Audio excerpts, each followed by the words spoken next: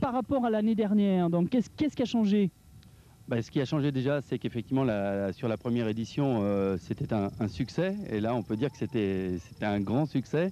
Ce qui a changé aussi, c'est le nombre de pilotes. On a quasiment doublé le nombre de pilotes, puisqu'on a même refusé du monde afin de garder un aspect sécurité optimum.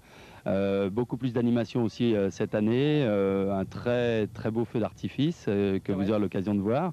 Et puis surtout, toujours plus de monde en termes de public et le sport et la convivialité. Juste à préciser une chose, c'est que je ne suis pas tout seul, c'est que Nicole, mon épouse, qui est un peu plus disponible que moi professionnellement parlant, s'est beaucoup investie. Donc c'est des mois de travail. Je peux vous assurer que pour 3 jours, 3 jours de manifestation, c'est des mois de travail. Et c'est un petit peu dans l'ombre que l'on travaille, puisque au moment de cette manifestation, effectivement, on se dit, ça y est, tout est en place, il n'y a plus qu'à faire. Donc il y a des tas de gens qui arrivent, qui s'intègrent au moment de la manifestation, mais tout est déjà en place depuis des mois, tout est déjà calculé, préparé.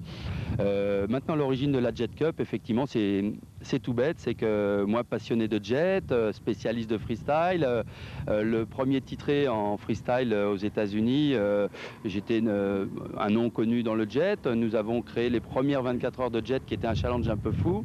Et Vincent Lagaffe, qui est aussi un passionné de jet, qui vit à Cavalère, nous a tout simplement demandé de faire quelque chose ici.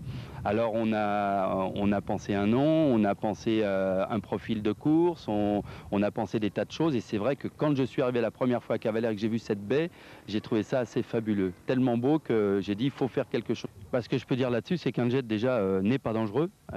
C'est comme tout sport et comme tout ce qui se pratique aujourd'hui, c'est plutôt une question de discipline. On est réglementé. Le jet ski, mécaniquement parlant, donc, est propulsé par une turbine, donc c'est une hélice qui est enfermée dans une boîte. Donc il n'y a aucun danger puisque on peut s'approcher à 20 cm de profondeur, le jet continue à fonctionner.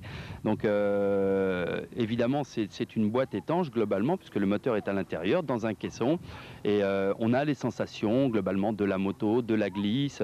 C'est assez unique parce qu'effectivement il y a une sensation d'évasion, on peut partir en pleine mer, aller faire des balades, que ce soit le jet à bras, donc la différence avec le jet à bras c'est que la pratique est plus sportive et on pratique debout, et vous avez le jet à selle où effectivement il y a le même système le même mécanisme mais où on est assis. Alors c'est une personne, 2 personnes, voire 3 personnes aujourd'hui.